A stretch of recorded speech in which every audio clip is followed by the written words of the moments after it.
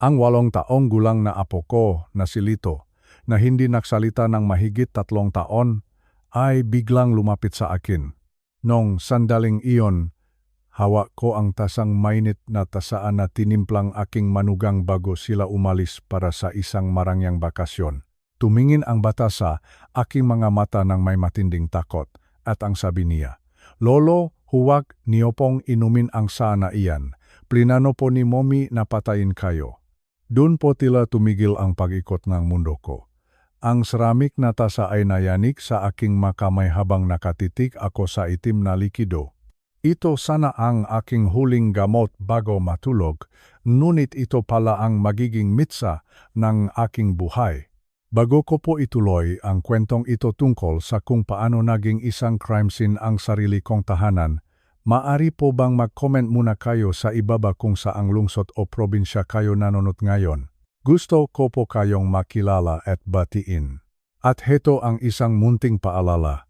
Bagaman ang kwentong ito ay isinulat para maging kapanapanabik at madaling intindihin, ang tunay na mahalaga ay ang aral at mensahe na dala nito. Dahil ang magintong aral na ito ay may tunay na halaga sa ating pakikipagkapwa at buhay pamilya.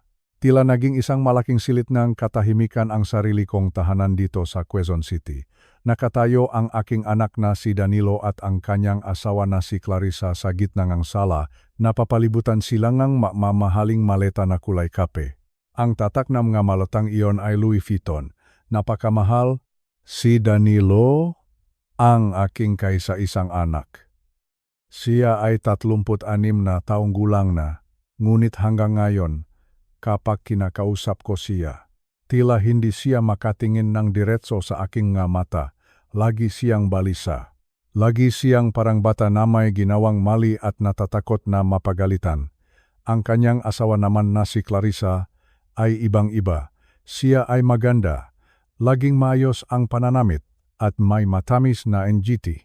Ngunit ang ngiting iyon madalas ay nagbibigay sa akin ng kakaibang kaba. "Papa, makinig kayo sa akin." Ang sabi ni Clarissa abang inayos ang kuwelyo en aking barong. Alis kami ni Danilo para sa isang cruise sa Lube NG 14 na araw. "Huwag kayong mag-alala. Nasa inyo na ang lahat ng kailangan niyo dito sa bahay." Itinuro niya ang isang malaking garapon sa kusina. Sa loob nito ay may madidilim at tuyong dahon, parang mga halamang gamot na nabibili sa mga mamahaling palengke sa Makati. Ito ang saana ni rekomenda ni Dr. Miller para sa inyong puso, ang pagpapatuloy niya. Ang kanyang mamata ay nakatitig sa akin ng matindi. Makakatulong ito para makatulog kayo ng mahimbing. Mapapababa nito ang inyong presyon, pero kailangan niyo itong inumin gabi-gabi. Isang tasa bago matulog, pangako. "Papa?" Tumingin ako kay Danilo. Napansin ko na pinapawisan siya kahit na malamig ang aircon. "Anak, ayos ka lang ba?" Ang tanong ko sa kanya. Iniwas niya ang kanyang tingin. Sabi niya, "Opo, Papa. Medyo pagod lang ako sa pag-impake."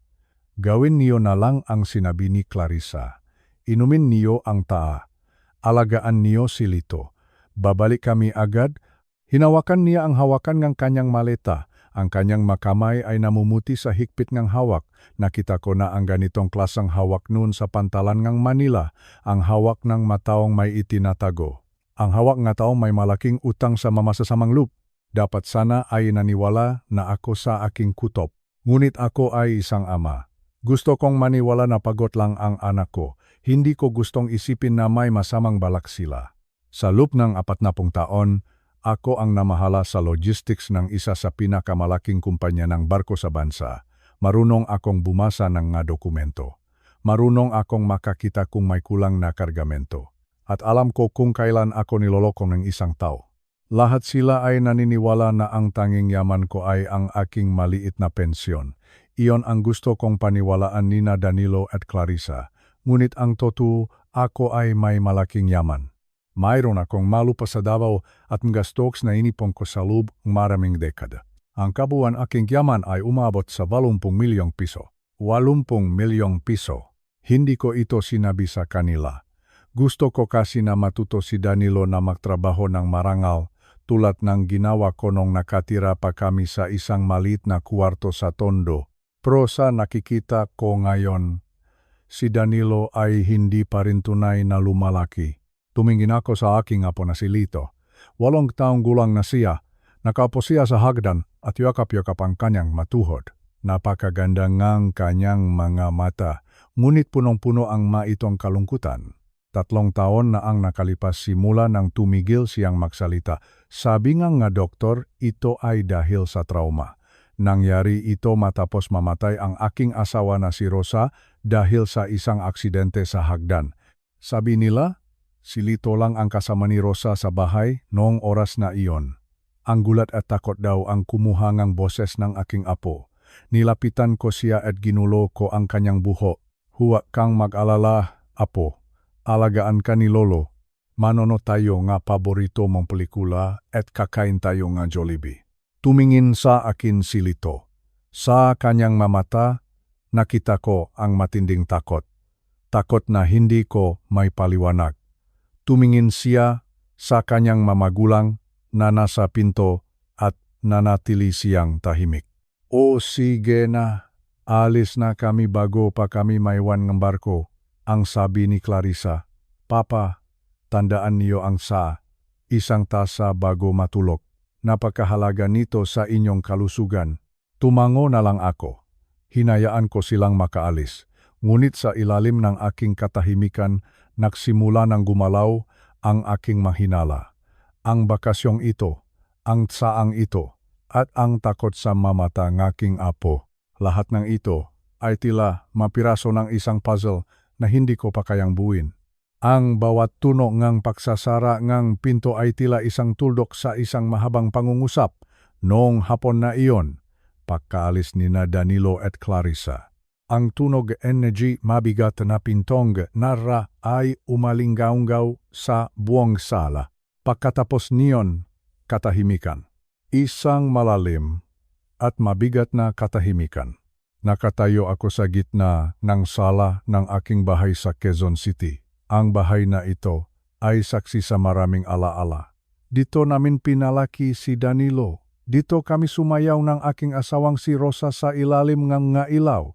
Ngunit sa sandaling iyon, ang bahay ay tila naging isang malaking kabaong.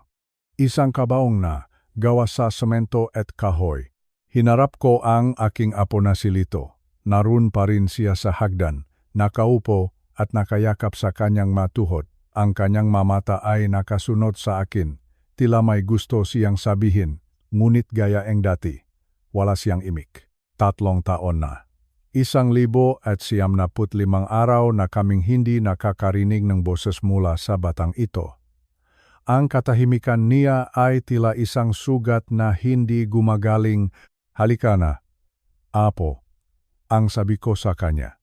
Sinikap kong maging masaya ang aking boses. Tayo na lang dalawa ang narito.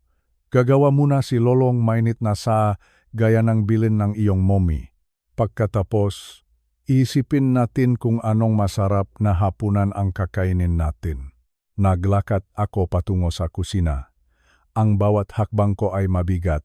Ang aking magatuhot ay medyo masakit na. Dala na rin nga aking edad na 72. Kinuha ko ang huling bilin ni Clarissa. Ang garapon nga tuyong dahon. Sa ilalim nga ilaw sa kusina, ang madahon ay tila kumikinang sa kakaibang paraan. Binuksan ko ang takip.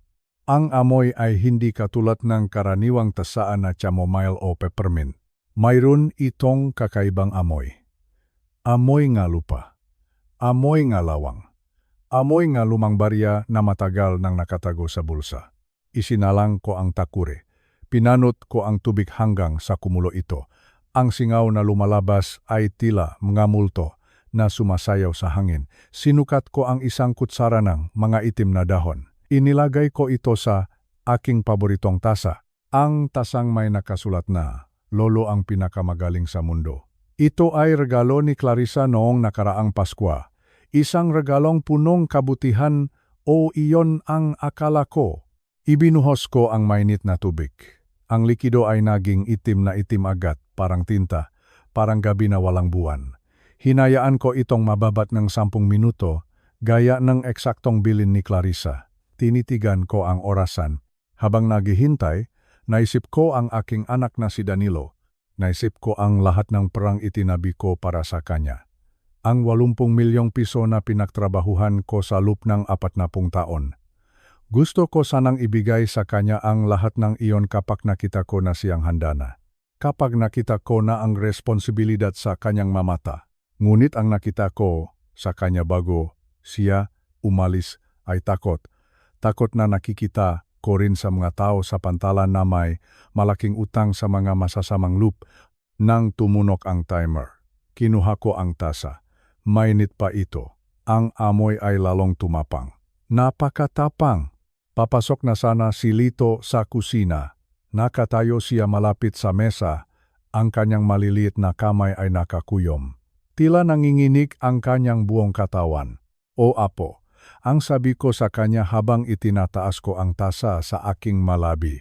Panorin na natin ang paborito mong pelikula. Hihigop lang ako ngang kaunti nito. Ilang pulgada na lang ang layo ngang tasa sa aking bibig. Nararamdaman ko na ang init ng singaw sa aking mukha at biglang mabilis na gumalaw si Lito. Hindi siya tumakbo gaya ng isang bata. Tumalon siya patungo sa akin ng may desperasyon. Isang desperasyon na nakikita mo sa mga sundalong tumatalon sa granada upang iligtas ang kanilang mga kasama. Bumangga siya sa aking mabinti. Nawalan akong balanse. Huy! Apo! Mag-ingat ka. Ang sigaw ko habang umatras ako. Ang mainit na tsaa ay tumapon sa aking kamay. Napaso ang balat ko, pero hindi ko binitawan ang tasa. Hindi huminto si Lito.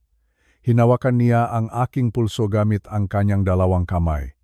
Ang kanyang higpit ay hindi pangkaraniwan para sa isang 8 taong gulang na bata. Hinila niya ako pababa. Lolo, huwag! Ang sigaw niya. Natigilan ako.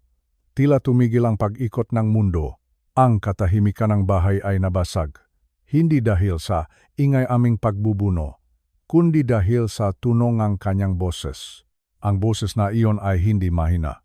Hindi rin ito haralhal. Ito ay malinaw at punong-puno ng takot.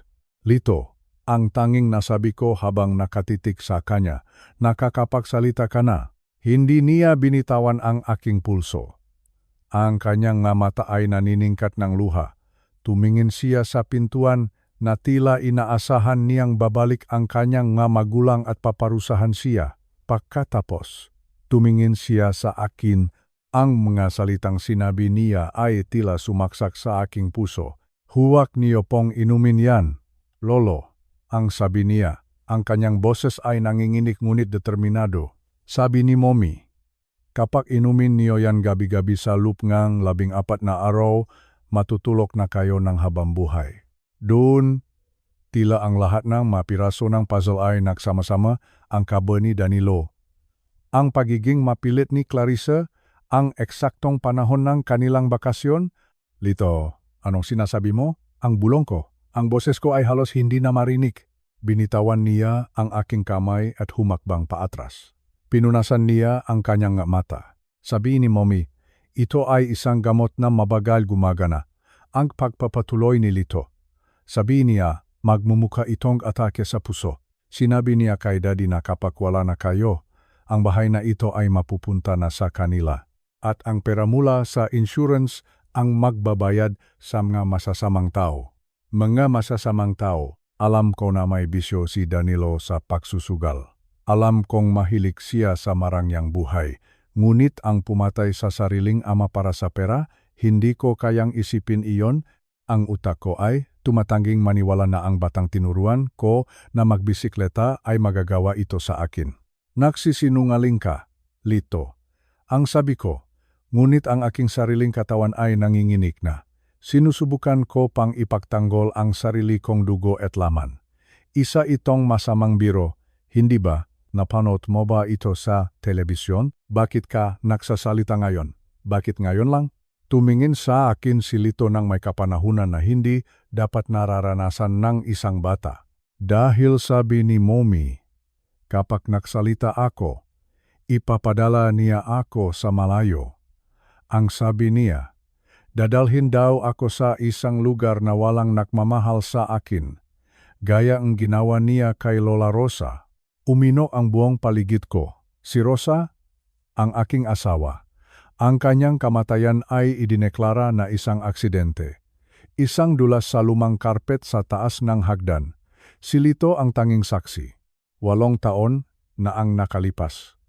Ngunit 5 taon pa lang siya noon. Nakatayo sa taas na hagdan, tahimik, at punong-puno na trauma. Nakita mo bang itinula ni Mommy ang iyong lola? Ang tanong ko. Halos mawalan na akong hininga. Tumango si Lito. Ang maluha ay muling pumatak sa kanyang pisngi. Nakakita si Lola ang manggamot ni Mommy. Sabi ni Lola, isusumbong daw niya si Mommy sa inyo. Itinula siya ni Mommy at pagkatapos. Sinabi niya sa akin na kapag nag-ingay ako, gagawin din niya iyon sa akin. O kaya ay dadalhin ako sa ampunan. Yumakap sa akin si Lito, pero hindi ko po kayang hayaan na saktan din niya kayo. Lolo, hindi na po ako mananahimik. Nang hinang ang aking matuhod. Napaupo ako sa silya sa kusina. Ang tasa sa loob ng tasa ay tila naging lason na talaga sa aking paningin. Tumingin ako sa matapang kong apo, ang batang nabuhay sa loob ng bilangguan ng katahimikan sa loob ng 3 taon upang makaligtas sa isang halimaw na nakatira sa ilalim ng aming bubong. Ang taong nangalang Isagani Washington. Ang taong nakpatakbo ang logistik sa Manila. Ang taong nakmula sa hirap sa Tondo upang maging matagumpay. Ang taong iyon ay nagising sa sandaling iyon. Tumingin ako kay Lito.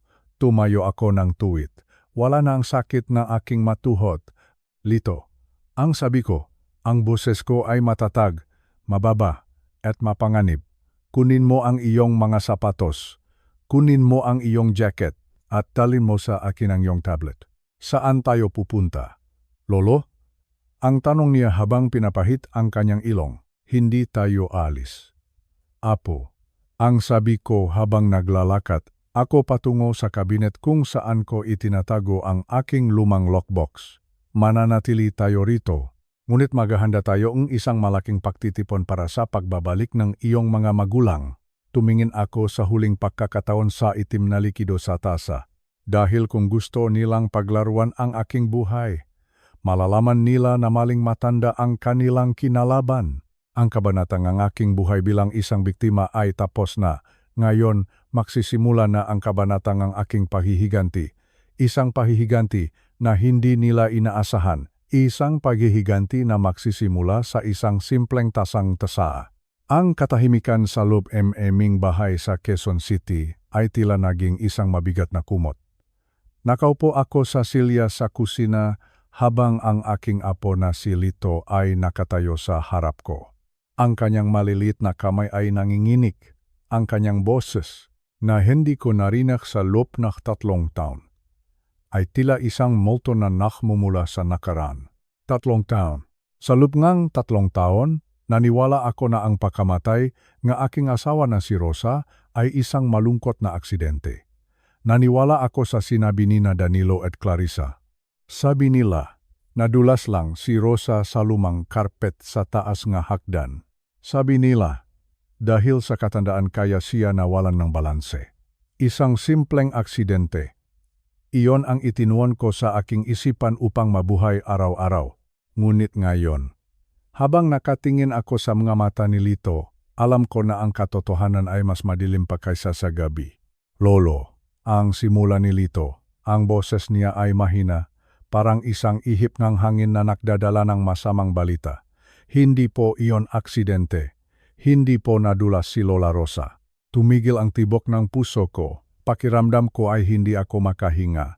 Anong sinasabi mo, Apo? Sabihin mo kay Lolo ang lahat. Huwag kang matakot. Huminga ng malalim si Lito.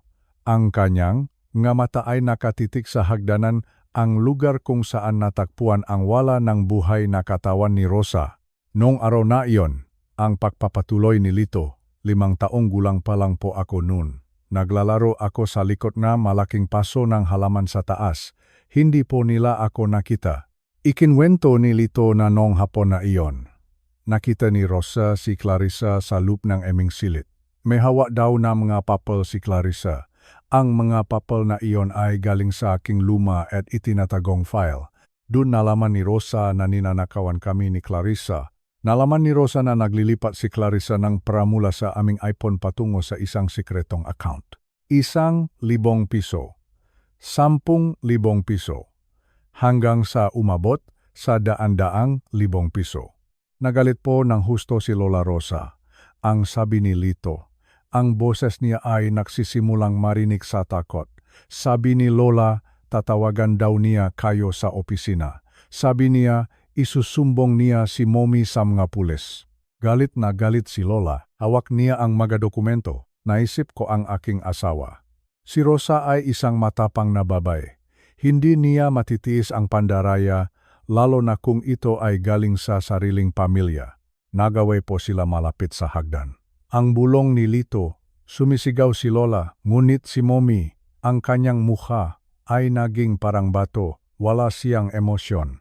Sabi ni Mommy, hindi raw niya hahayaan na masira ang buhay niya dahil sa isang matandang pakialamera. Huminto si Lito. Tumingin siya sa akin ng may matinding pait. Lolo, nakita ko po ang lahat. Itinula ni Mommy si Lola Rosa gamit ang kanyang dalawang kamay. Itinula niya si Lola ng napakalakas.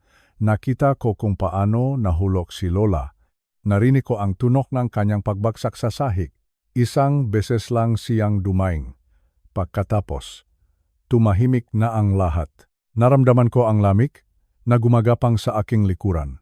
Ang aking asawa, ang aking Rosa, ay pinatay mismong babaeng pinatira ko sa aking bahay.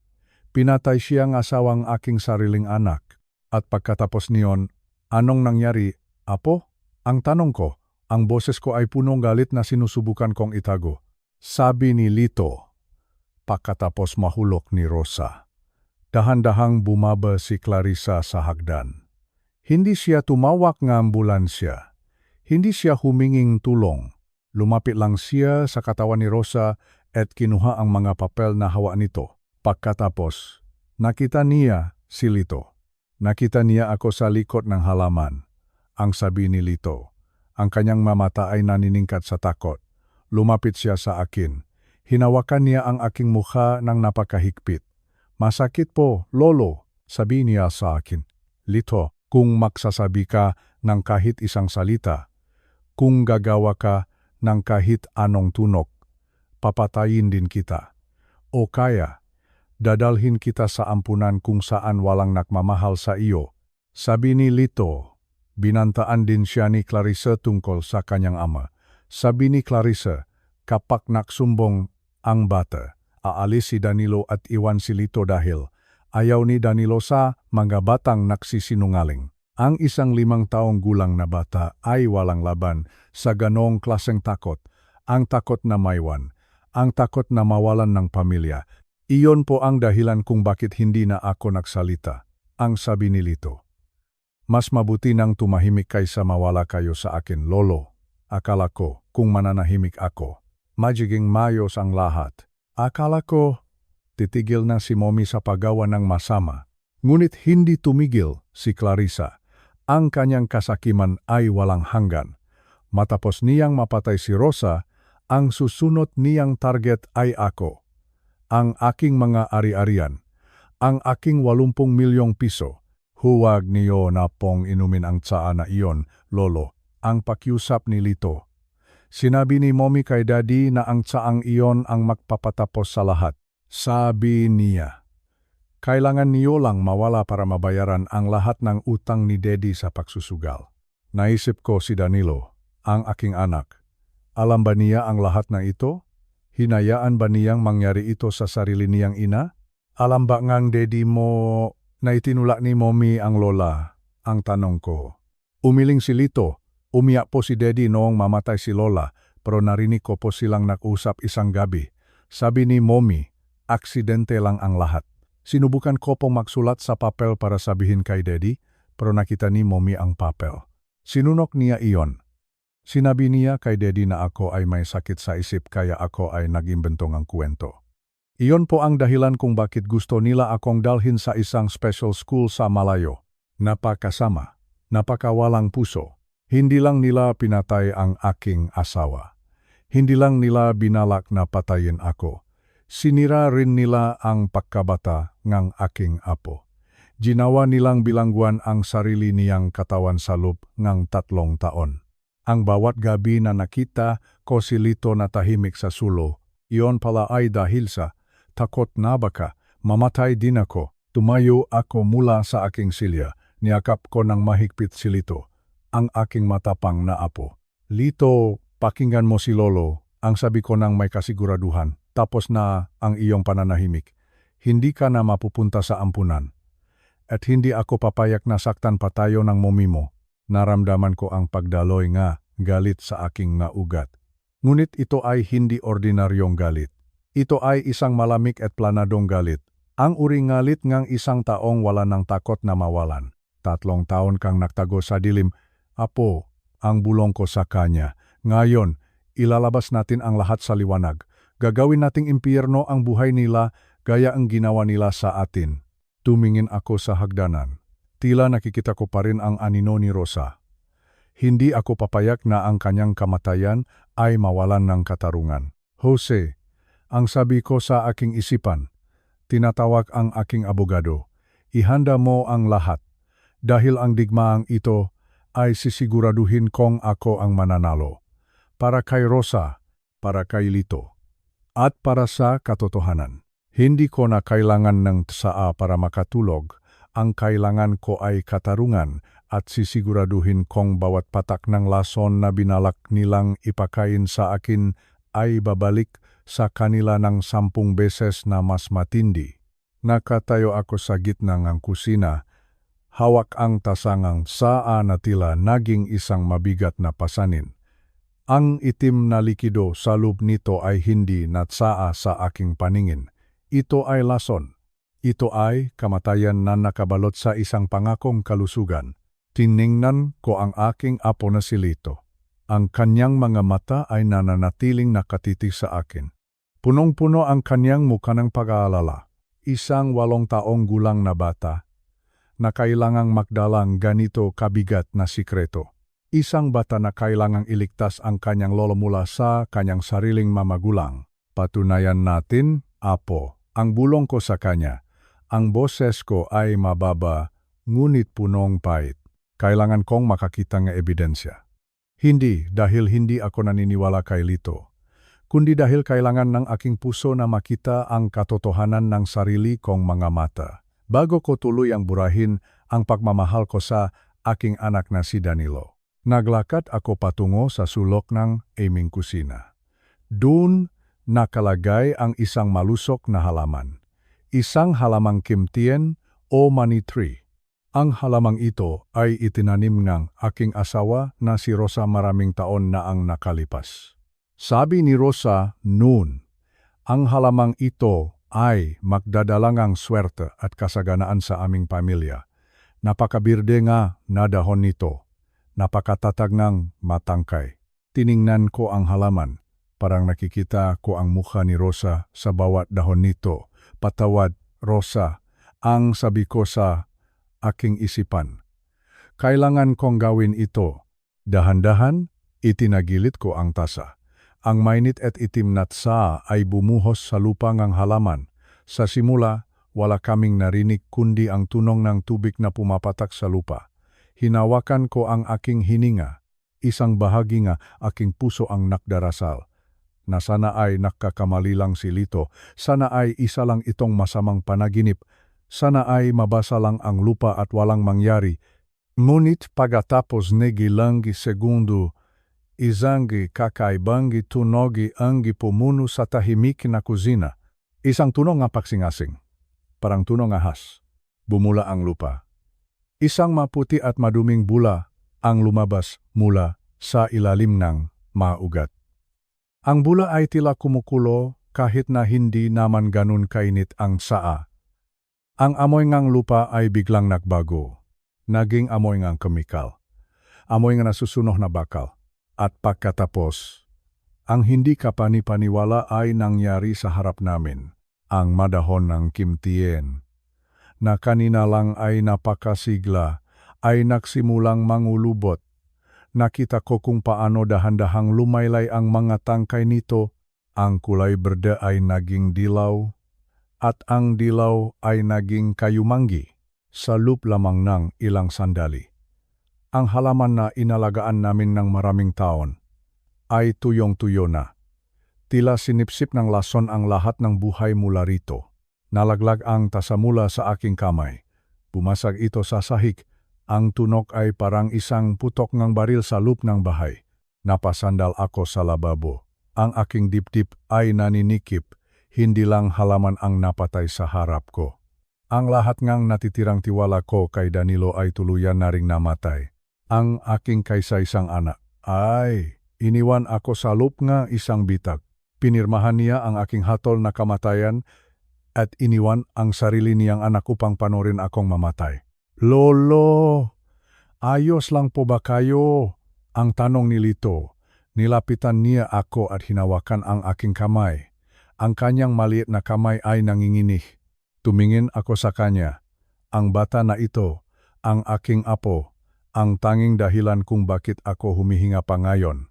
Kung hindi dahil sa kanyang katapangan, baka bukas ay hindi na ako nagising.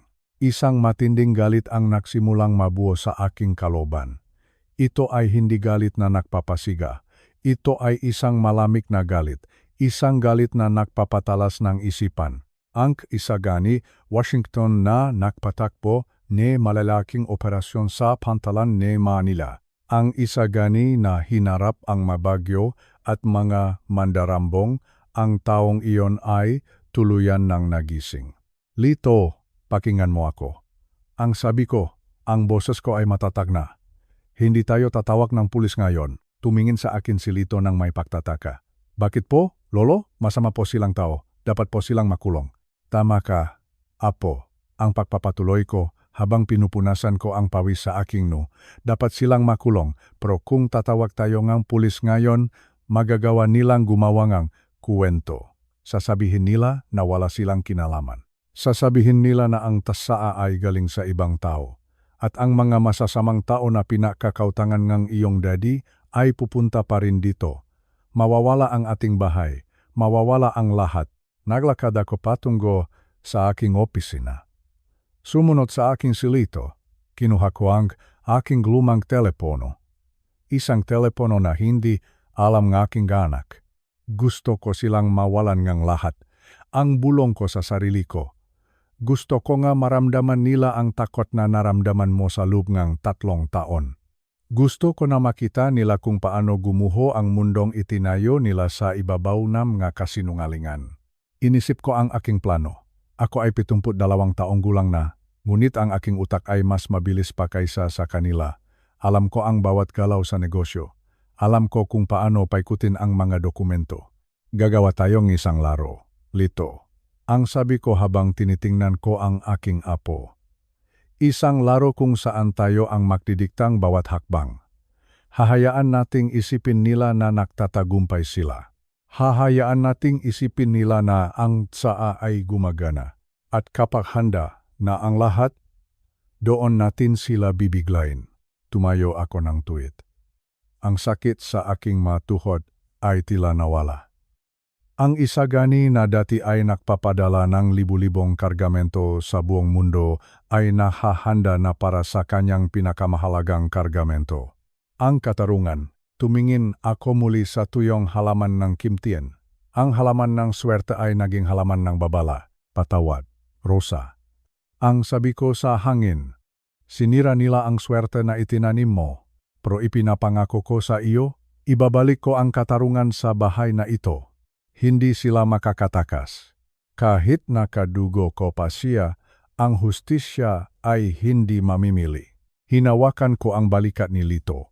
Magtiwala ka kay Lolo, Apo, magsisimula na ang ating operasyon, at sa huli tayo ang mananatiling nakatayo. Sa gabing iyon, habang madilim ang buong Quezon City, nagsimulang gumuhit ang plano ng isang matandang leon. Isang leon na akala nila ay wala ng ngipin. Ngunit malalaman nila na ang pinakamapanganib na kalaban ay ang taong wala nang natitirang takot. Ang tsa ay nananatili sa sahig, tuyo at patay. Gaya ang relasyon namin aking anak. Magsisimula na ang laban at sisiguraduhin ko na walang makatakas sa kabayaran. Gabi na. Ang katahimikan sa lupngang aming bahay sa Quezon City ay tila isang mabigat na pasanin. Pagkatapos mamatay, ngang halaman sa harap ngang aking mga mata. Alam ko na wala na akong oras na dapat itapon. Ang bawat segundo ay mahalaga. Ang bawat sandali ay maaaring maging huli para sa akin at para kay Lito. Pinatulog ko muna ang aking apo. Tiniyak ko na nakakandado ang kanyang pinto mula sa loob. Huwag kang lalabas, apo. Ang bulong ko sa kanya. Kahit anong mangyari, manatili ka lang diyan. Tumango si Lito. Ang kanyang mga mata ay puno ng pagtitiwala. Naglakad ako patungo sa dulo ng pasilyo. Doon matatakpuan ang opisina ni Danilo. Dati, ang silid na ito ay sa akin. Dito ko binuo ang aking mapangarap.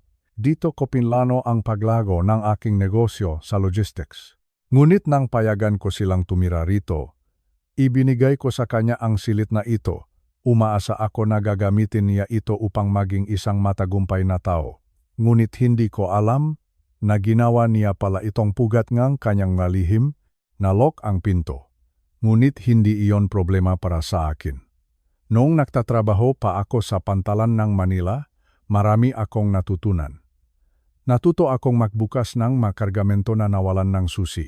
Kinuha ko ang isang manipis at matigas na alambre mula sa aking bulsa.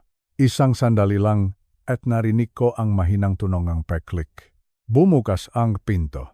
Ang amoy sa loob ay kakaiba. Amoyng lumang papel, amoyng alak, at amoyng desperasyon. Magulo ang mesa. Maraming mapapel na tila itinapon lang.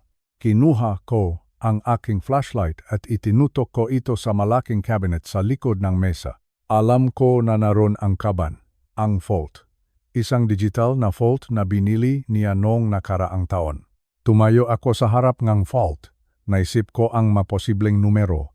Kaarawan ni Lito, kaarawan ni Clarissa, o baka ang anibersaryo nila. Sinubukan ko ang maiyon, pero mali. Pagkatapos, naisip ko ang isang petsa. Isang petsa na hindi ko malilimutan. Siyam ngang Abril, taong 2001. Iyon ang araw na inilabas ko si Danilo sa kulungan nung siya ay 19 na taong gulang pa lang. Nahuli siyang nagnanakaw ng sasakyan para lang magpasikat sa kanyang mga kaibigan. Iyon ang unang pagkakataon na nabigo siya at iyon pala ang petsang ginamit niya bilang password. Bumukas ang vault. Ang ilaw nito ay naging berde. Inasahan ko na makakakita akong pera. O baka mga alahas. Ngunit ang bumungat sa akin ay isang sementeryo nga maling desisyon. Mga tumpo ngang papel na nakatali ngang goma. Kinuha ko ang unang tumpo. Nangini ang aking makamay. Nang mabasa ko ang mga dokumento, si Danilo ay nalulunod sa utang. Hindi lang simpleng utang. Ito ay mga record ngang pagsusugal sa internet, 10,000 piso. 50,000 piso.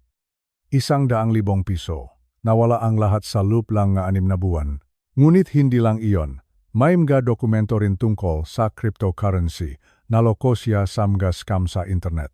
Ang kabuuan ng kanyang nawalang pera sa trading ay umabot sa 10 milyong piso. Saan ka kumuha ng ganito kalaking pera? Danilo, ang bulong ko sa madilim na silid.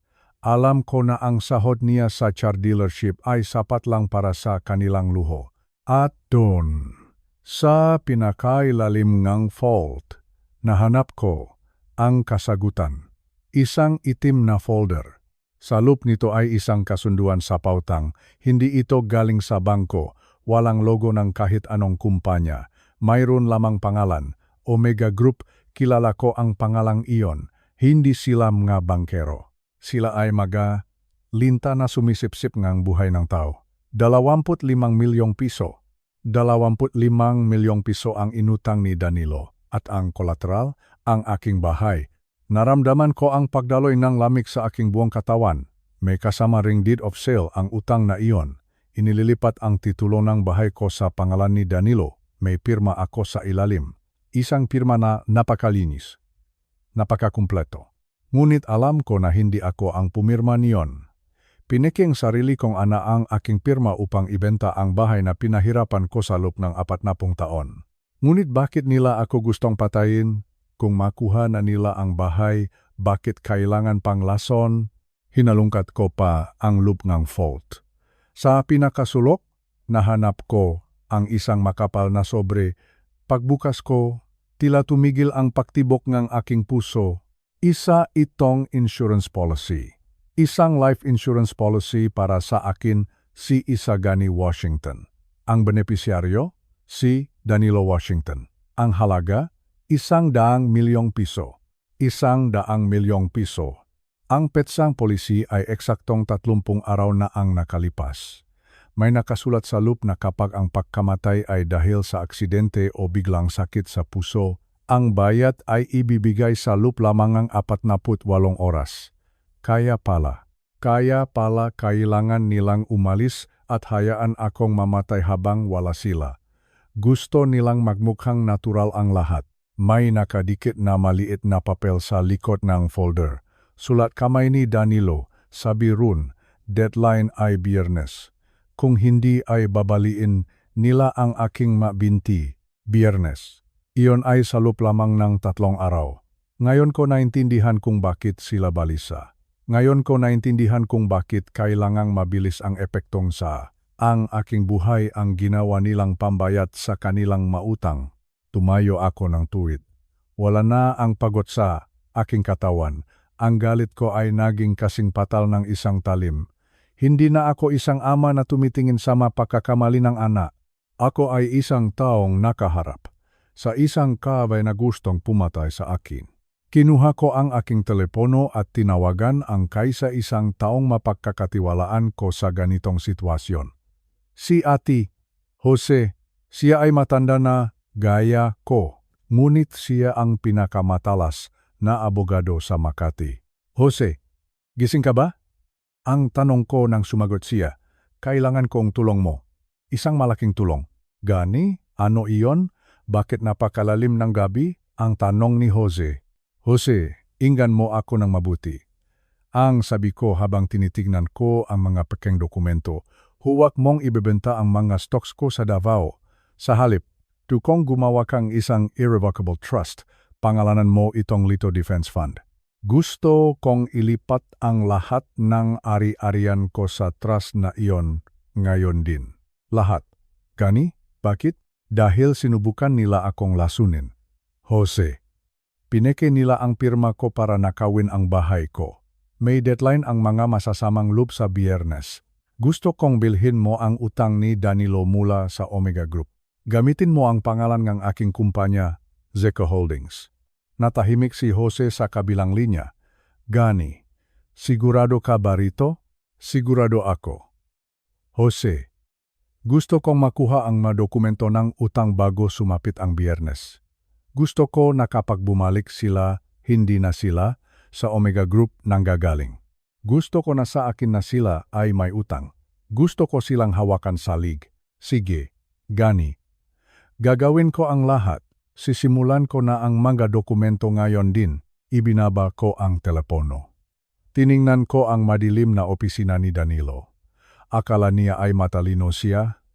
Akala niya ay kaya niya akong paikutin. Ngunit nakalimutan niya na ako ang nakturo sa kanya kung paano humawak ng panulat. 80 milyong piso. Iyan ang yaman na akala nila ay makukuha nila sa pamamagitan ng dugo. Ngunit sa pagtatapos ng linggong ito, malalaman nila na ang pinakamahal na bagay sa mundo ay hindi pera, kundi ang katarungan ng isang amang tinalikuran. Lumabas ako ngang silit at maingat na nilok ko ang pinto. Pumasok ako sa aking kwarto at tiningnan si Lito na natutulog. Huwag kang matakot, Apo, ang bulong ko. Ang laro ay nagsimula na at sisiguraduhin ni Lolo na tayo ang huling tatawa. Ang laban ay hindi na tungkol sa pera. Ang laban ay tungkol sa ating buhay at hinding-hindi ako susuko. Ang gabi ay tahimik, ngunit sa loob ng aking dibdib may isang bagyong tila hindi tumitigil sa pag-ugong. Nakaupo ako sa aking paboritong silya na gawa sa lumang nara. Sa tapat ko, ang bintanang nakabukas ay nagpapapasok ng malamig na simoy ng hangin, ngunit ang pakiramdam ko ay tila nanunuyo ang aking lalamunan. Hawak ko ang aking telepono, isang mamahaling kagamitan na binili nila para sa akin, hindi dahil sa pagmamahal, kundi para masubaybayan nila ang bawat kilos ko. Biglang umingay ang telepono. Ang tunog nito ay tila isang babala, isang tawag mula sa malayo. Sa screen, nakita ko ang pangalan ni Danilo, ang kaisa-isa kong anak, ang aking dugo at laman. Huminga ako ng malalim. 1, 2, 3, kailangan kong maging handa, kailangan kong simulan ang aking sariling laro. Inayos ko ang aking upo, hinayaan kong lumaylay ang aking balikat, at pinabaksak ko ng bahagya ang aking matalukap ng mata. Pinindot ko ang pindutan para sagutin ang video call. Lumitaw sa screen ang mukha ni Danilo at ng kanyang asawang si Clarissa. Ang liwanag sa paligid nila ay nakakasilaw. Kitang-kita ko ang asul na dagat sa likuran nila at ang marangyang dekorasyon ng isang malaking dufeng, isang cruise ship na kayang maglakbay sa buong mundo. Sila ay masaya, sila ay nakangiti, habang ako, ang kanilang ama, ay narito sa isang sulok ng bahay, nag-isa at unti-unting pinapatay ng kanilang kasakiman. Tay, naririnig mo bumo kami? Isagani, gising ka ba? Ang boses ni Clarissa ang unang bumasak sa katahimikan. Napakabilis ang kanyang pagsasalita. Tila ba nagmamadali siyang matapos ang obligasyong ito. Hindi ako sumagot agad. Hinayaan ko munang manginig ang aking kamay na humahawak sa telepono. Gusto kong makita nila ang pangangatok ng aking mga daliri. Itinapat ko ang kamera sa aking mukha, na pinilit kong magmukhang pagod at tila nawawala sa sarili. Sino ito? Bulong ko. Ang boses ko ay ginawa kong paos, mahina, at tila galing sa ilalim ng lupa. Danilo? Ikaw ba iyan, anak? Nakita ko ang pagbabago sa mukha ni Danilo. May dumaan na lungkot sa kanyang mamata o marahil ay konsensya, ngunit mabilis itong napalitan ng takot. Hindi takot para sa aking buhay, kundi takot na baka hindi matapos ang kanilang plano. Oho, tay. Si Danilo ito, kumusta ang pakiramdam niyo? Bakit tila nanghihina kayo ng husto? Tanong ni Danilo. Ang kanyang boses ay nanginginig din, ngunit sa ibang dahilan. Bago pa ako makasagot, sumingit na si Clarissa. Inilapit niya ang kanyang mukha sa kamera at tinitiknan ang bawat guhit sa aking balat. Naku, Danilo, mukhang tumatalab na ang mabitamina na ibinigay natin sa kanya. Tay, uminom ba kayo ang gamot na iniwan ko sa ibabaw ng mesa? Iyong kulay asul at puti? Tumango ako ng dahan-dahan. Natila ba ang paggalaw nga aking lig ay isang napakabigat na gawain? Oh, uminom ako. Pero, bakit ganon? Pagkatapos kong uminom, tila umikot ang kisame. Ang puso ko ay parang gustong tumalon sa aking lalamunan. Nahihilo ako, Clarissa. Nahihilo ako, nagkatinginan ang mag-asawa sa screen. Nakita ko ang isang mabilis na ngiti sa mga labi ni Clarissa. Isang ngiti na punong tagumpay. Isang ngiti na tanging isang demonyo lamang ang makakagawa habang pinapanot ang isang matanda na naghihirap. Normal lang iyan, tay, sabi ni Clarissa sa tono na tila naglalambing. Ngunit punong lason. Ibig sabihin niyan, nililinis ng gamot ang iyong katawan. Kailangan ninyong uminom pa ng mas marami. Huwag kayong hihinto. Kahit makaramdam kayo ang antok o kahit tila nagdedeliryo, inumin niyo lang. Para sa inyo rin iyan, para makuha niyo na ang inyong kapahingahan. Kapahingahan. Alam ko ang ibig niyang sabihin. Ang kapahingahang tinutukoy niya ay ang hantungan sa sementeryo. Ang kanilang plano ay unti-unti akong lasunin hanggang sa ang aking puso ay tumigil na sa paktibok. At ang lahat ng aking pinahirapan, ang aking malupain, ang aking prasa bangko na nakakahalaga ng milyon-milyong piso ay mapupunta sa kanila. Danilo, tawag ko sa aking anak. Anak, ang lalabong paningin ko. Parang may mag-aanino akong nakikita sa paligid. Natatakot ako. Anak, kailan ba kayo uwi? Gusto ko na kayong makasama. Nakita ko ang pagluno ni Danilo. Ang kanyang makamay ay mahigpit na nakahawa sa baso ngala na nasa harap niya. Alam ko ang aking anak, hindi siya masamang tao nung bata pa siya. Ngunit ang pag-ibig niya sa pera at ang impluensya ng kanyang asawa ay tuluyan ng lalamon sa kanyang pagkatao. Tay, malayo pa kami, sagot ni Danilo. Hindi siya makatingin ng diretso sa kamera. Nasa gitna kaming dagat. Marami pa kaming kailangang gawin dito. Magtiwala lang kayo kay Clarissa. Alam niya ang ginagawa niya. Inumin niyo lang ang magamot. Magiging mayos din ang lahat. Nais kong sumiga. Nais kong itanong sa kanya kung makano ba ang halaga ng buhay ng kanyang ama, makano ba ang kailangan niya para ibenta ang sarili niyang kaluluwa, ngunit pinigilan ko ang aking sarili. Sa halip na kunwari akong mas lalong nanghina, pinabayaan ko ang aking ulo na bumaksak sa gilid. Nagsimula akong magsalita ng salitang walang katuturan. Ang maibon, ang daming ibon, na kulay itim. Bulong ko, nandiyan na ang iyong ina, Danilo. Nakikita ko siya. Nakangiti siya sa akin. Sinasabi niya, isagani, halika na. Halika na rito. Sa kabilang linya, narinig ko ang mahinang tawa ni Clarissa. Akala niya ay tuluyan na akong nawawala sa sarili. Akala niya ay malapit na ang katapusan. Sige patay. Lapitan niyo lang si inay, udyok ni Clarissa. Pero bago kayo matulog, uminom ulit kayo ng 2 tablet na kakalimutan ninyong uminom. Mas mabilis ninyong inumin, mas mabilis ninyong makakasama ang aming ina. Ang sakit-sakit pakina, ngang salitang iyon mula sa asawa nga aking anak. Para akong sinasaksak ng paulit-ulit sa aking puso. Ngunit ang sakit na ito ang nagbibigay sa akin ng lakas. Ang sakit na ito ang nagpapatibay sa aking loob na tapusin ang laban na ito. Sige. Awin ko, sabi ko ng paputol-putol para sa inyo. Mahal ko kayo, Danilo. Mahal na mahal kita, anak.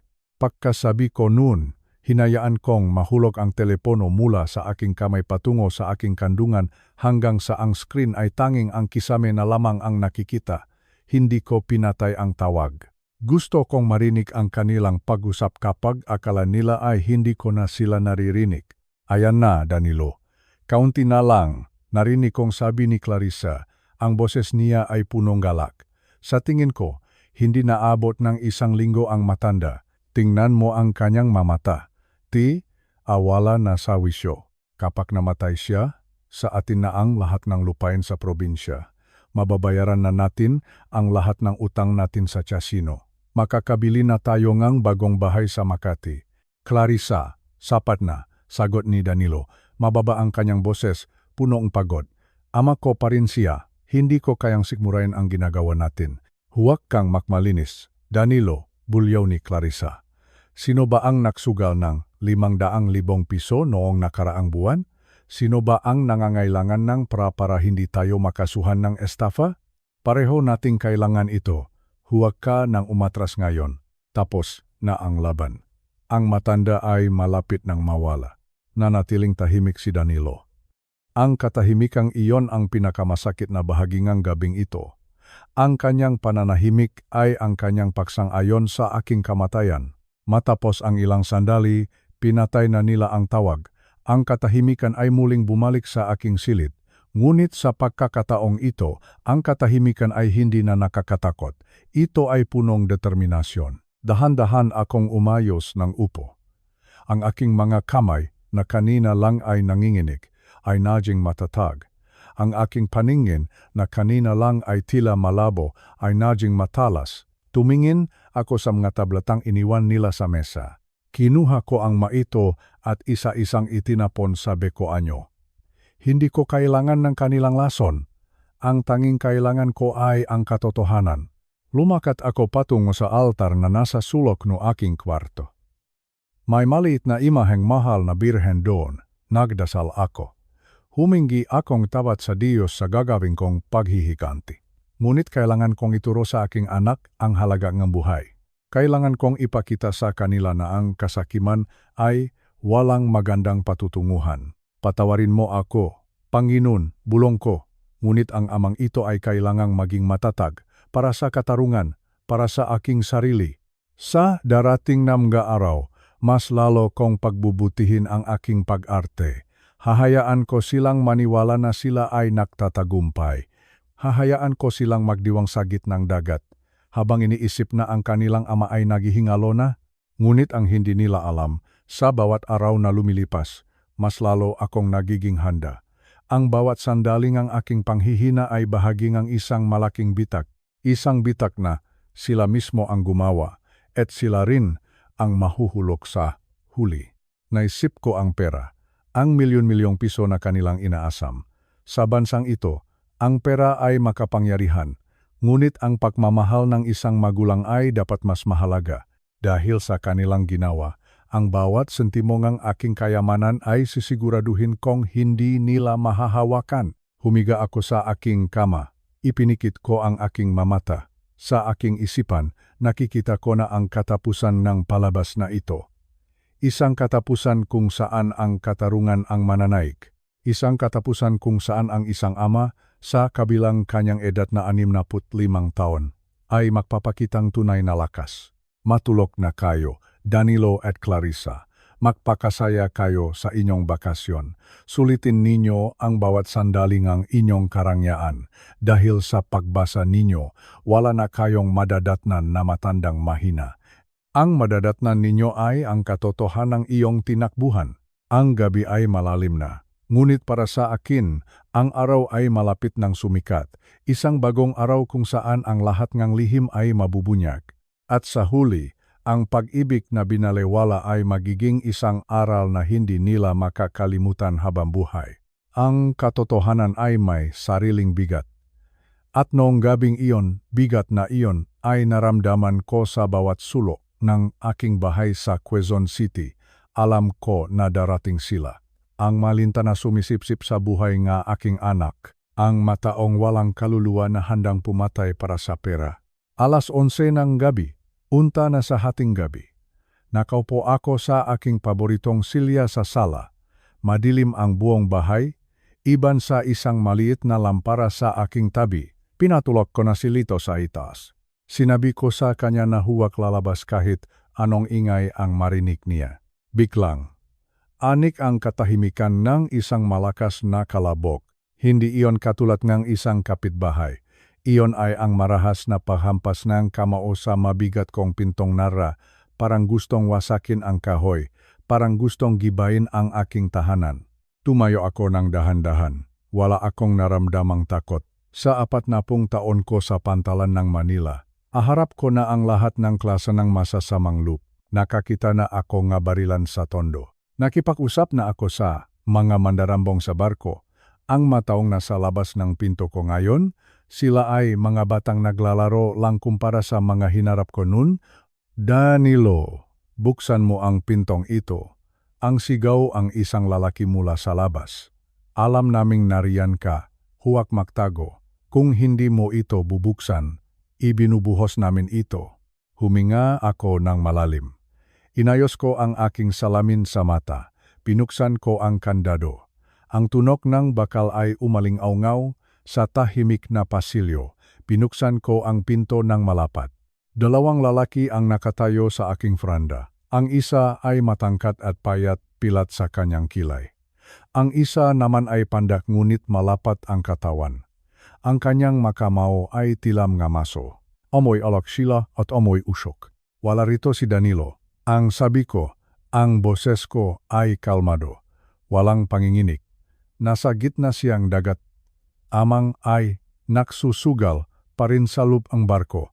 Pero alam ko kung bakit kayo narito. Nakatinginan ang 2 lalaki. Nagulat sila ng inang-ninang na ang humarap sa kanila ng walang takot. Sino ka ba, anda? Ang tanong ngang matangkat. Nasaan ang pera namin? May utang ang anak mo na 25 milyong piso at ngayong Biyernes ang deadline. Ngumiti ako ng bahagya. Pasok kayo. Huwag tayong mag-usap sa labas. Nakakahiya sa mga kapitbahay. At pakipunas ng inyong mapaa, karpet na iyan ay galing pa sa bansang Persia. Dahil sa pakalito, asok sila, umupo sila sa mga armchair, tila mga batang napagalitan. Nanatili akong nakatayo sa harap nila. Makinig kayo ng mabuti.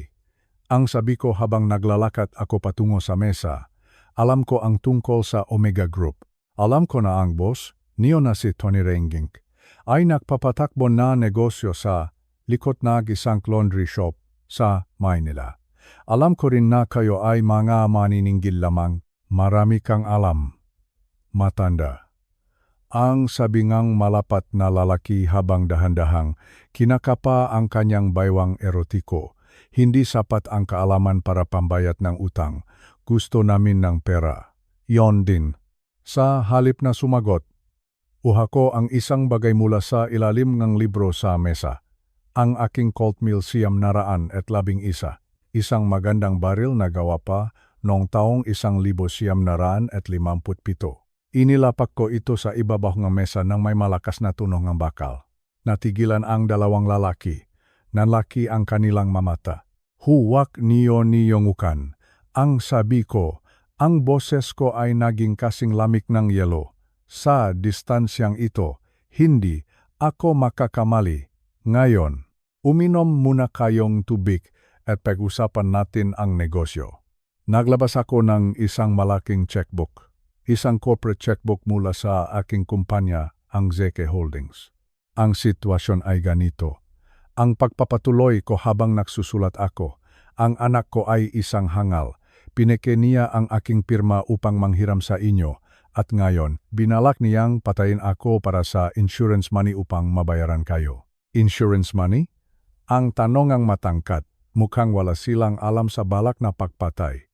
Oh, pero hindi ako mamamatay ngayong linggo at kung papatayin niyo ako ngayon, ang lahat ng aking ari-arian ay mapupunta sa korte. Maipit ang pera sa loob ng maraming taon. Hindi mababayaran si Tony Renging. At kayo ang hahabulin ng inyong boss dahil sa kapalpakan niyo? Tinitigan ko silang dalawa. O, maari nating gawin ito sa aking paraan. Ako ay isang negosyante. At mahilig akong bumili ng bagsak na negosyo. Ipinakita ko sa kanila ang tseke na aking isinulat. 500,000 piso bilang paunang bayad. Bibilhin ko ang utang ni Danilo mula sa Omega Group. Ang sabi ko, babayaran ko ang buong 25 milyong piso sa inyong boss. Bukas na bukas din. Isang wire transfer na malinis at legal. Walang pulis. Walang gulo. Bakit mo gagawin iyon? Ang tanong ng lalaking may pilat. Gusto ka niyang patayin. Bakit mo babayaran ang utang niya? Dahil kapag hawak ko na ang dokumento ng utang, ako na ang may-ari sa buhay ni Danilo. Ang sagot ko, hindi na siya magtatago sa inyo, sa akin na siya magtatago. Gusto kong ako ang humawak sa liyak na aking anak. Inabot ko sa kanila ang seke. Dalhin niyo iyan kay Tony. Sabihin niyo sa kanya na si Isagani Washington ay gustong bilhin ang papel. Ipacheck niyo ang credit rating ng ZK Holdings. Malalaman niya na mayroon akong sapat na pondo upang bayaran siya ng buwas sa isang kurap lang. Kinuha nga laki ang seke ng nanginginig ang makamay. Tiningnan niya ang mga zero sa papel. Nakita ko ang kasakiman sa kanyang mga mata. Ngunit mas matindi ang respeto at takot na naramdaman niya para sa akin. Tatayo na kayo. Ang utos ko. Sabihin niyo kay Tony na tatawag ako sa kanya bukas ng tanghali upang tapusin ang transfer. At tandaan niyo ito, kung may lalapit muli sa bahay na ito nang wala akong pahintulot, ituturing ko itong paglabag sa ating kontrata. At gagamitin ko ang 25 milyong piso na iyon upang kumuha ng totong profesional na ubos sa inyong lahat. Tumayo ang dalawang lalaki, wala na ang kanilang yabang, wala na ang kanilang bagsik. Nakmukha silang nga basang sisiw sa harap ng isang matandang leon. Naintindihan namin. Sir, ang sabing matangkad habang mabilis silang naglalakad patungo sa pinto. Pinalis ko sila. Sinigurado ko na nakalok ang pinto ng maayos. Pagbalik ko sa sala, napaupo ako. Ramdam ko ang pagod sa aking buto. Hindi madaling makipagnegosyo sa mga demonyo. Ngunit sa gabing iyon, nakuha ko ang aking gusto. Hindi na ako biktima. Ngayon, ako na ang nagmamay-ari sa utang ni Danilo. binili ko ang kanyang kalayaan mula sa mga mamamatay tao upang ako mismo ang magbigay sa kanya ng nararapat na parusa. Tumingin ako sa hagdanan. Bumaba si Lito ng dahan-dahan. Lolo, umalis na po ba ang mga Batman? Nilapitan ko ang aking apo at niyakap siya. Oh, apo, ang mga Batman ay nagtatrabaho na para sa atin ngayon. Huwag kang matakot, si Lolo ang bahala sa lahat. Ang digmaan ay hindi patapos. Ngunit sa pagkakataong ito, ako na ang humahawak sa mga baraha. At sisiguraduhin ko na sa huling laban, ang katarungan ang mananalo. Ang kasakiman ay parang isang sakit na unti-unting kumakain sa katuwiran ng isang tao. At sa araw na iyon, nakita ko kung paano tuluyang nilamon ng sakit na ito ang aking anak at ang kanyang asawa. Dumating sila Danilo at Clarissa ng mas maaga kaysa sa inaasahan. Halos hindi pa tapos ang kanilang bakasyon sa Dubai. Ngunit ang balita tungkol sa aking paglala ay nakpabalik sa kanila ng mabilis. Pumasok sila sa bahay na parang mabuwitreng nakakita ng isang sugatang hayop. Hindi sila nagtanong kung kumain na ba ako. Hindi nila ako tinanong kung masakit ba ang aking dibdib. Ang tanging hinahanap nila ay ang mga dokumento. Ang tanging gusto nila ay pirmahan ko ang aking sariling kamatayan. Ngunit handa ako. Nakaupo ako sa aking silya, nakatitig sa kawalan. Hinayaan ko na ang aking buhok ay maging magulo. Hindi ako nagahit ng balbas sa lupnan 2 araw. Gusto kong maniwala sila na ang isaga ni Washington na kilala nila ay wala na ang natitira na lamang ay isang matandang ulyanin na hindi na alam ang kaibahan ng gabi sa araw. Papa, nandito na kami. Ang sabi ni Clarissa, ang kanyang boses ay puno ng pekeng pag-alala.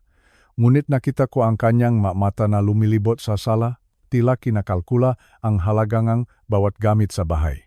Sino ka? Ang tanong ko sa kanya nang may paus na boses. Nasaan ang asawa ko? Nasaan si Rosa? Sabi niya, gagawa siya nilaga. Nakatinginan ang dalawa. Nakita ko ang isang mabilis na ngiti na dumaan sa mukha ni Clarissa. Isang ngiting tagumpay. Akala nila ay nanalo na sila. Akala nila ay naging matagumpay ang lason na ibinibigay nila sa akin araw-araw. Papa, ako ito. Si Danilo. Ang sabi nga aking anak. Lumapit siya sa akin, ngunit hindi niya ako mayakap. Tila nandidiri siya sa sarili niyang ama. Kailangan nating ayusin ang napapeles sa bahay. Para sa ikabubuti mo ito, Papa. Para may pambayad tayo sa mga doktor mo. Tumawa ako ng mahina. Isang tawa na tila galing sa ilalim ng lupa. Pera na naman. Ang bulong ko, humilik ako sa kanya at hinawakan ang kanyang braso ng mahigpit. Bakit kayo humihinging pera sa akin? Alam niyo naman na ang pensyon ko ay sapat lang para sa aking gamot. Alam namin iyon. Papa, ang sabi ni Clarissa habang lumalapit din siya. Kaya nga, kailangan nating ibenta ang bahay na ito para may makuha tayong malaking halaga. Dito ko na sinimulan ang aking bitag. Ang bitag na gagamit sa kanilang sariling kasakiman upang wasakin sila. Huminga ako ng malalim at tumingin sa paligid. Natila ba may mga tao sa lupnang silit na kami lang ang nakakakita? Huwag niyong ibebenta ang bahay. Ang bulong ko ng napakahina, mga hangal. Hindi niyo ba alam? Ang bangko ay mga magnanakaw? Hindi ko ibinigay sa kanila ang aking yaman. Natigilan ang dalawa. Anong sinasabi mo? Papa? Ang tanong ni Danilo.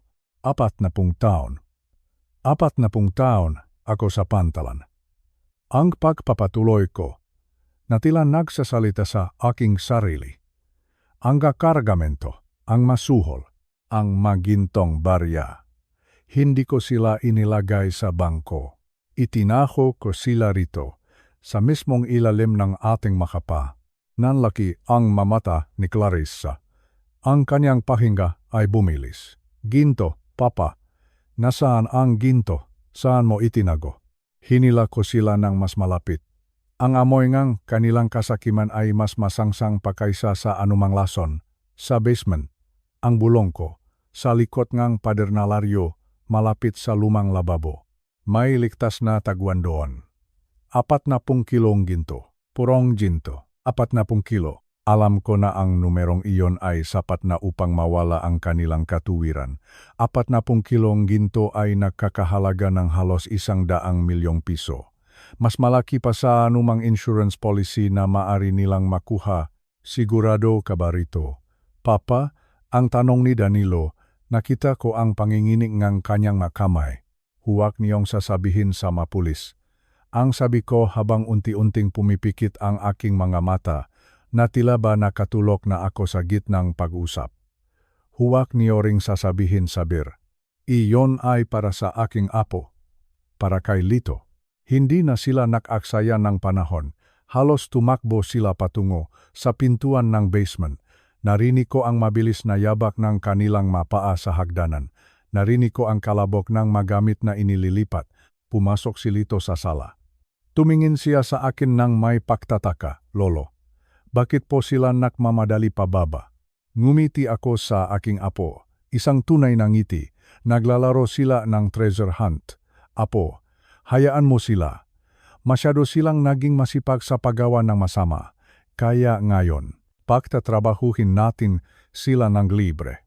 10:00 na NG gabi. Ngunit ang ginggay sa basement ay hindi tumitigil. Narinig ko ang tunog na maso na umahampas sa semento. Blag, blag, blag. Ang tunog na iyon ay musika sa aking matainga. Bawat hampas nila sa pader ay isang patunay kung gaano sila kadesperadong nakawin ang yaman na akala nila ay naroon. Wala rito. Ang sigaw ni Clarissa mula sa ibaba. Ang kanyang boses ay punong galit at alikabok. Danilo, tibagin mo pa ang kabilang bahagi. Sabing matanda ay malapit sa lababo. Pagod na ako. Clarissa, ang sagot ni Danilo. Kanina pa tayo nagbubungkal dito. Baka naman niloloko lang tayong matanda. Hindi siya marunong manloko. Ang sigaw muli ni Clarissa. Nakita mo naman ang kanyang mukha. Ulyanin na siya. Sa oras na iyon, ang katotohanan lamang ang lumalabas sa kanyang bibig.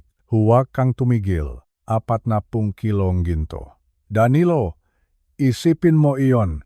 Ipinagpatuloy nila ang pagwasak sa basement. Ang aking bahay na pinahirapan ko ay unti-unti nilang ginigiba, ngunit hindi ako nag-aalala. Ang pader ay maaring itayo muli. Ang tiwala ang hindi na. Habang naririnig ko ang kanilang paghihirap sa ibaba. Kinuha ko ang aking telepono at tinek si Ate Jose. Nagsimula na silang mahukay. Ang bawat brick na tinatanggal nila ay ebidensyang kanilang kasakiman. Ihanda mo na ang lahat ng dokumento para bukas. Ang pagbagsak nila ay magiging kasing ingay ng maso na hawak nila ngayon. Bumaba ako ng dahan-dahan. Sapat lang upang makita ang gulo sa pintuan ng basement. Punong-puno ang alikabok ang paligid. Ang aking anak na dati ay ayaw madumihan ang makamay. Ngayon ay basang-basang ang pawis at balot ng dumingang semento. Ang kanyang asawa naman ay tila isang bali, may hawa na pait at pilit na tinatanggal ang bawat laryo sa pader. Wala silang nakitang ginto at wala silang makikita. Dahil ang tanging ginto na itinago ko sa bahay na ito ay ang aking dangal at ang katarungan para kay Rosa. Nahanap niyo na ba? Ang tanong ko sa kanila. Na tila ba nagising lang ako mula sa isang mahabang panaginip. Huwag kang makialam dito. Matanda, ang sigaw ni Clarissa nang hindi tumitingin sa akin. Bumalik ka sa itaas at matulog ka na. Tumango ako at dahan-dahang tumalikod. Sa bawat hakbang ko pabalik sa aking silid, nararamdaman ko ang kagaanan ng aking loob. Hinayaan kong ubusin nila ang kanilang lakas sa isang kasinungalingan. Hinayaan kong wasakin nila ang pader na akala nila ay nagtatagong ang yaman, nang hindi nila alam. Na ang winawasak nila ay ang kanilang huling pagkakataon na makatakas sa batas. Matulog kayo ng mahimbing, Danilo, Clarissa, dahil bukas. Kapag sumikat ang araw, ang tanging pader na haharapin niyo ay ang rehas ng kulungan. At doon, kahit gaano pakaraming ginto ang hanapin niyo, wala kayong makikitang kalayaan. Ipinikit ko ang aking mata habang ang tunog ng maso ay unti-unting naglalaho sa aking pandinig. Ang katarungan ay malapit na, at sa huli, ang gintungang katotohanan ang mananatiling nagniningning. Ang gabi ay balot ng isang uri ng katahimikan na tila ba may itinatagong panganib. Malamig ang simoy ng hangin na pumapasok sa aking silid. Ang bawat kaluskos ng mga dahon sa labas ay tila ba nagbabala. Ako ay nakaupo sa aking higaan, tahimik na nagmamasid. Sa aking isipan, alam ko na ang oras ay malapit na. Ang laban na ito na nagsimula sa pagtataksil ng aking sariling dugo ay darating na sa kanyang rurok. Kasama ko sa loop ng bahay si Lito. Si Lito ay ang aking pinakakatiwalaang katuwang sa bahay sa loop ng maraming taon. Siya na lamang ang tanging tao na nanatiling tapat sa akin. Habang ang aking anak na si Danilo at ang kanyang asawang, si Clarissa ay nakpaplano aking kamatayan, si Lito ang naging aking mamata at tainga. Nung hapon, nakaroon kami ngang isang tahimik na kasunduan. Isang plano na maglalantad sa tunay na kulay ni Clarissa. Tay isagani, bulong ni Lito sa akin kanina, handa na ang lahat, mag-ingat po kayo. Tumango lang ako, alam ko kung ano ang ginawa ni Lito, nagbuhos siyang madulas na langis sa itaas na bahagi ng aming hagdanan. Isang simpleng bitag, ngunit sapat na para sa isang taong nagmamadali at punong galit at hindi nga ako nakamali. Ilang sandali lang, narinig ko ang isang malakas na kalabog. Isang tunog ng katawan na bumagsak sa matigas na sahig. At kasunod nito, ang isang matinis na tili. Isang tili na puno ng sakit at gulat. Si Clarissa yung. Narinig ko ang kanyang magamura, ang kanyang magasigaw na tila ba isang hayop na nasaktan. Ang ilong ko, ang muha ko, Danilo, tulungan mo ako, sigaw ni Clarissa. Narinig ko ang pagtakbo ni Danilo patungo sa kanya. May mga bulong, may mga boses na punong takot. Ngunit hindi ako lumabas na aking silid, nanatili akong nakahiga. Nagkukunwaring mahina, nagkukunwaring walang malay sa nangyayari sa labas. Pagkaraan ng ilang minuto, bumukas ang pinto ng aking silid ng marahas. Pumasok si Clarissa. Ang kanyang hitsura ay nakakapangilabot. May benda sa kanyang ilong, at ang kanyang nga mata ay nagniningas sa galit. Ang kanyang mukha, na dati ay punong kapalaluan, ngayon ay punong-punong put. Tumingin siya sa akin na tila ba ako ang may kasalanan ng kanyang pagkadulas. Ikaw na matanda ka, bulong niya. Ang boses niya ay galing sa pagitan ng kanyang nangipin. Dahil sa iyo, nangyari ito sa akin. Dahil sa pag-alaga sa iyo, napahamak ako. Wala akong sinabi. Ipinikit ko ang aking mamata. Hinahayaan siyang maniwala na ako ay nasa ilalim pa rin ng bisa ng magamot na ibinibigay nila. Ngunit sa loob ko, nararamdaman ko ang kaba. Alam ko na ang kanyang galit ay magtutulak sa kanya na gawin ang huling hakbang. Lumabas siyang silit at pagbalik niya, may dala na siyang isang tasa ngang mainit na tsa. Ngunit alam ko na hindi iyon simpleng tsa alamang. Ang amoy nito ay matapang, kakaiba, at may halong lansa. Ito na ang huling dosis, ang dosis na magtatapos sa aking buhay. Tay, uminom ka nito, sabi ni Clarissa. Ang boses niya ay naging malambing sa isang nakakatakot na paraan. Ito ay tsaa para lumakas ka, para hindi ka na maging pabigat sa amin. Inumin mo na ang lahat hanggang sa huling patak. Dahan-dahan akong bumangon. Ang aking magakamay ay pinanginig ko ng husto. Tumingin ako sa kanya, pilit na pinapalabas ang luha sa aking mga mata. Clarissa, anak, salamat sa pag-alaga. Nakita ko ang pagkadiri sa kanyang mata nang tawagin ko siyang anak, ngunit hindi niya iyon pinansin. Inilapit niya ang tasa sa aking malabi. Sa ilalim ng aking maluwag na barong, may nakatago akong isang maliit na supot na plastik. Isang supot na maingkat kong itinali sa aking liig at itinaho sa loob ng tila. Uminom ako. Ngunit sa bawat paghigop ko, hindi ko hinahayaang pumasok ang likido sa aking lalamunan. Sa tulong ng aking dila, idinadaan ko ang tsaa sa gilid ng aking bibig patungo sa nakatagong plastik. Ang bawat lunok ko ay kunwari lamang. Ang tunong aking paglunok ay sapat na para maniwala siya. Pait. Ramdam ko ang pait sa aking dila kahit kaunti lang ang dumampi. Isang uringang pait na hindi galing sa halaman, kundi galing sa kemikal. Gaano kaya katindi ang galit ng babaeng ito para bigyan akong ganitong lason? Ang halaga bang aking pera, ang 10 milyong piso na nasa bangko, ay sapat na para pumatay ng isang tao? Sige patay, ubusin mo, pag-udyok niya. Nakita ko ang kanyang mga kamay na mahigpit na nakakapit sa gilid ng higaan. Tila ba hindi siya makapahintay na makita akong huminto sa pahinga. Inubos ko ang laman ng tasa. Itinapon ko ang aking ulo sa unan, nagpakawalang ang isang malalim na buntong hininga. Nagkunwari akong nahihirapan huminga. Ang aking mamata ay pinaikot ko, at pagkatapos ay unti-unti kong ipinikit. Ayan, narinig kong sabi ni Clarissa. May tunog ng tagumpay sa kanyang boses. Sa wakas. Matatapos na rin ang paghihirap natin, Danilo. Sa susunod na oras, ang matandang ito ay isa na lamang alaala. Narinig ko ang kanilang mahakbang palabas ng silid. Isinara nila ang pinto at iniwan akong mag-isa sa dilim. Sa sandaling naramdaman kong wala na sila, dahan-dahan kong idinilat ang aking mga mata. Mabilis kong kinuha ang plastik na supot mula sa loob ng aking barong. Punong-puno itong maitim at mabahong likido. Kung ininom ko ito, marahil ay hindi na ako abot sa pagsikat ng araw. Ang aking puso ay nanginginig, hindi dahil sa lason, kundi dahil sa katotohanan na ang aking sariling pamilya ay talagang nagnanais na mawala ako. Tumayo ako ng dahan-dahan. Pumunta ako sa banyo at maingat na itinapon ang lason sa inidoro. Hinugasan ko ang aking bibig ng paulit-ulit hanggang sa mawala ang pait. Tumingin ako sa salamin. Ang aninongang isang lalaking 65 taong gulang ay nakatingin sa akin, ngunit ang mamatanga lalaking iyon ay hindi na punong takot. Sila ay puno nga hustisya.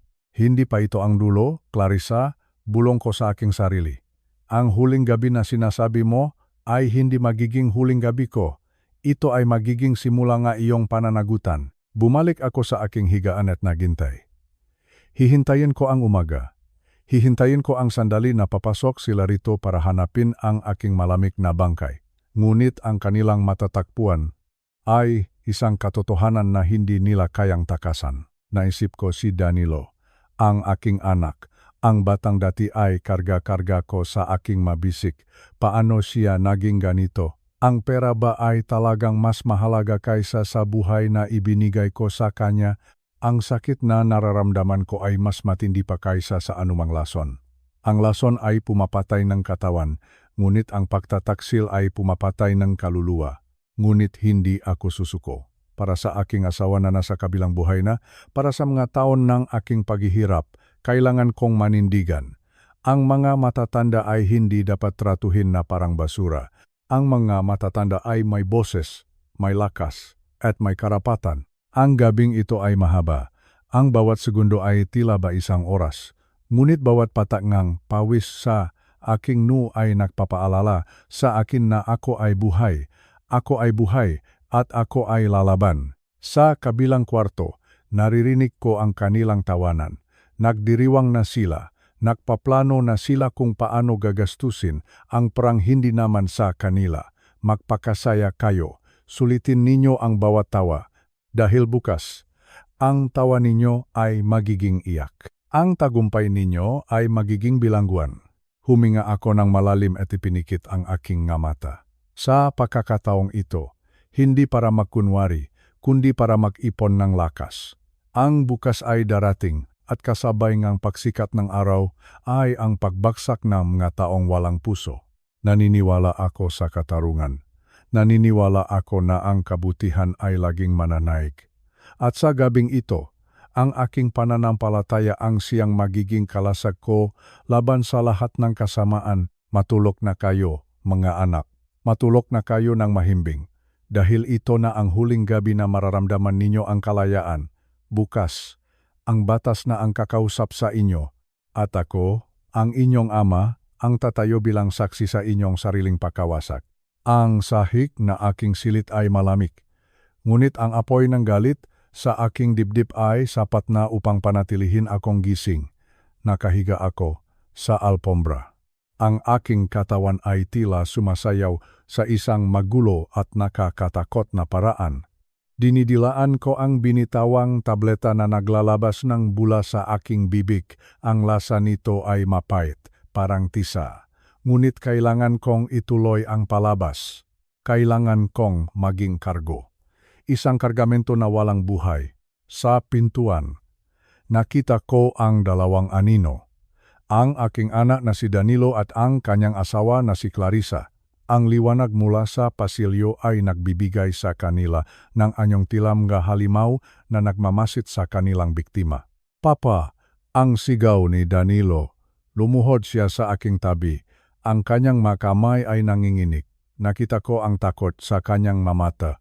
Isang takot na hinaluan ng pagsisisi. Ano ang nangyayari?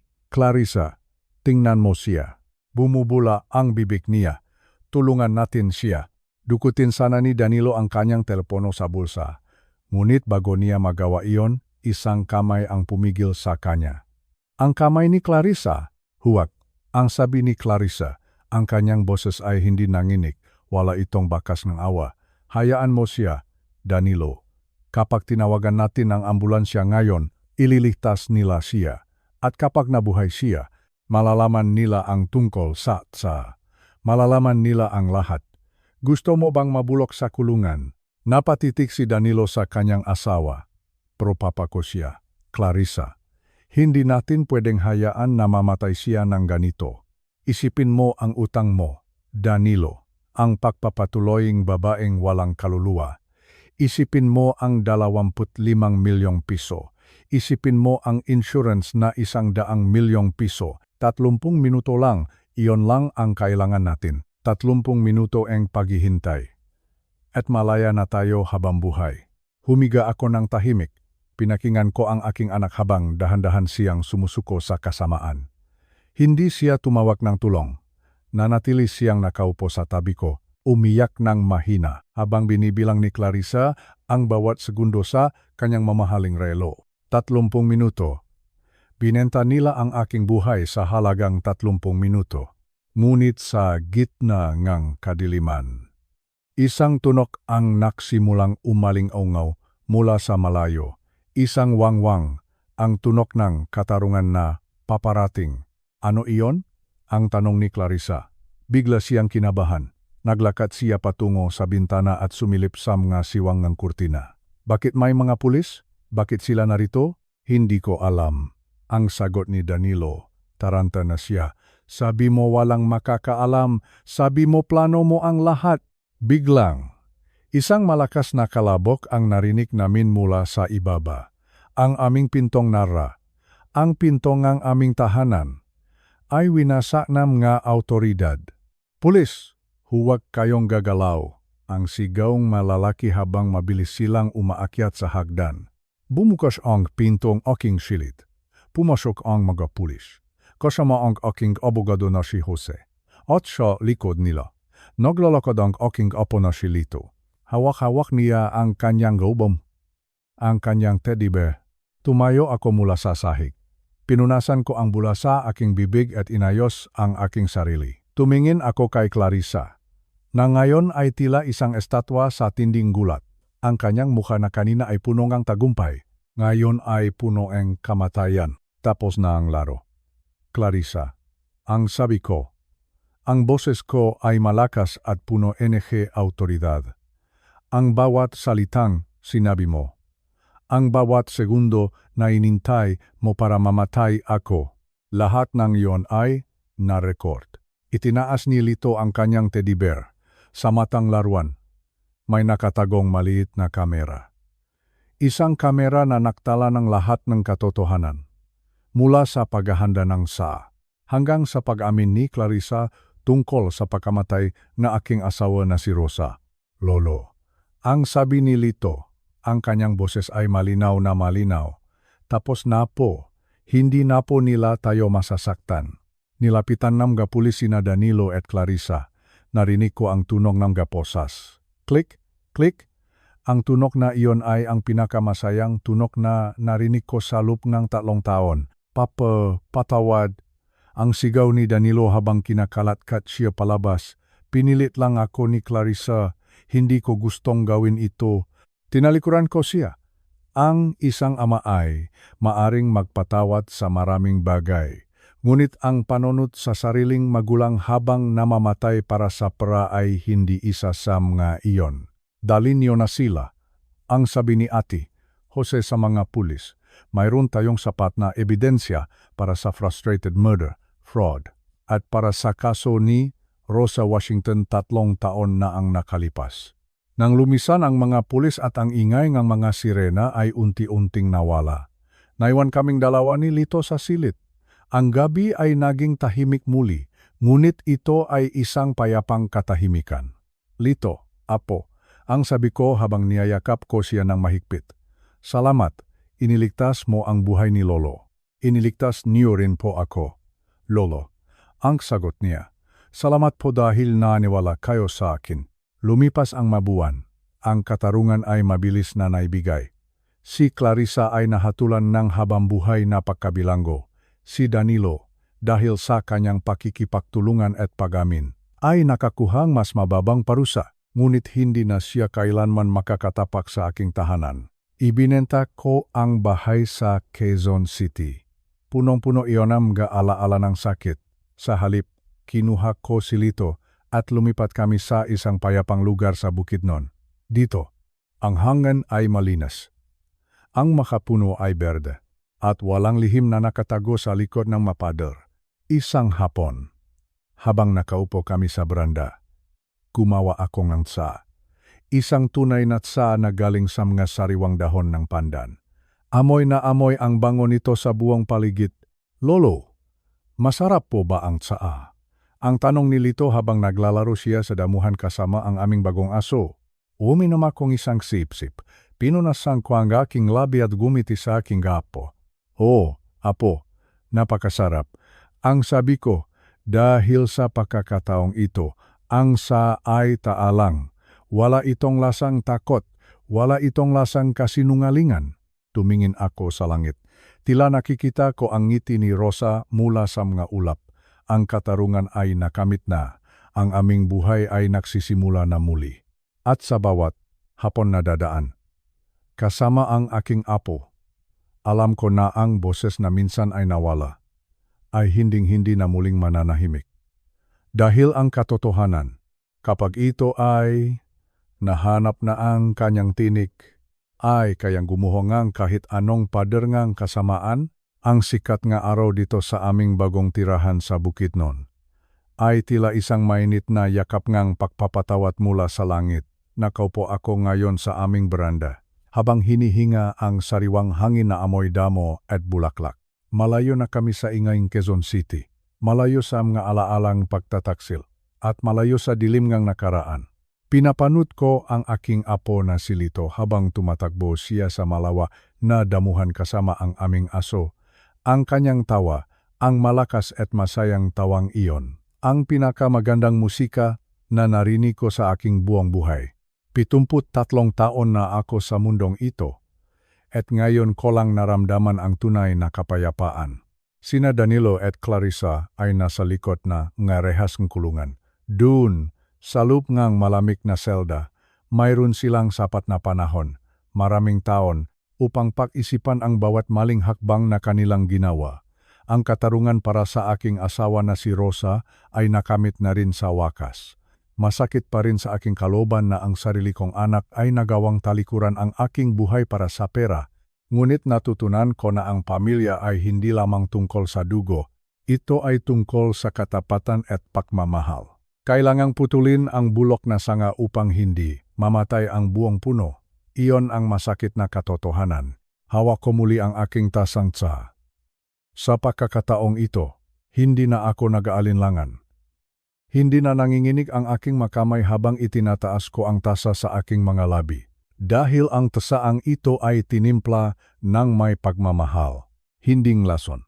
Ang bawat sip-sip ko ay nagpapaalala sa akin na ang buhay ay isang biyayang dapat pakaingatan. Ang tiwala ay ang pundasyon ng bawat tahanan, ngunit ang bulak na pagtitiwala ay madalas na nagiging mitsa ng ating kapahamakan. Madalas nating hindi pinapansin ang mga babala sa mga taong mahal natin. Dahil naniniwala tayo na ang dugo ay mas matimbang kaysa sa anupaman. Ngunit ang kasakiman ay walang pinipiling kadugo. Ang aking pananahimik ang nagligtas sa akin, at ang tinig ng aking apo ang nagligtas sa aming dalawa. Ang tunay na pamana na maiwan ko kay Lito ay hindi ang aking 80 milyong piso, kundi ang katapangan na manindigan para sa katotohanan. Kahit na ang kalaban ay ang sarili mong pamilya, kayo po makasama ko sa panunod. Mayroon din ba kayong karanasan sa makataong akala niyo ay mapagkakatiwalaan niyo? Paano niyo po hinarap ang mga pagsubok sa inyong pamilya? Ibahagi niyo po ang inyong makwento sa bahagi ng komento sa ibaba. Binabasa ko po ang bawat isa sa inyo ng may bukas na puso. Huwag niyo rin pong kalimutang pindutin ang like button at mag-subscribe sa ating channel para sa iba pang makwento ng buhay at katarungan. Ang inyong suporta ay malaking tulong para sa amin ni Lito. Isang munting paalala po bago tayo magpaalam. Bagaman ang kwentong ito ay binuo upang magbigay ng aliw at inspirasyon, ang mga aral tungkol sa pagiging maingat at mapagmasid ay mahalaga at totoo sa ating pang-araw-araw na buhay.